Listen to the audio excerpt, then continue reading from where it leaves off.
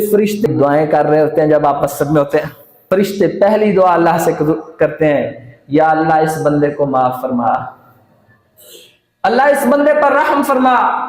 یا اللہ یہ بندہ جو تجھ سے توبہ استغفار کر رہا ہے، اللہ اس کی توبہ استغفار قبول فرما۔ اور چوتھی دعا تو آخر ہی ہوگی،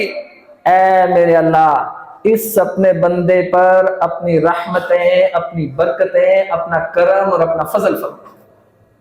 اور اسلاف امت نے لکھا ہے جس بندے کے گناہ بڑھ جائیں، دل میلا ہو جائے، آنکھوں میں رونا نہ آئے، گناہ چھا جائیں، نیکیوں میں دل نہ لگے، اس کو چاہیے نماز پڑھے، نماز کے بعد مسجد میں بیٹھ جائے اور وضو کی حالت میں لمبی دیر نماز کی جگہ بیٹھا رہے، کیونکہ معصوم مخلوق فرشتے اس کے لیے دعا کر رہے ہیں۔ جب کثرت سے یہ فرشتوں کی دعائیں لے گا، ان قریب اللہ تعالیٰ اس پر اپنا رحم کر دے گا۔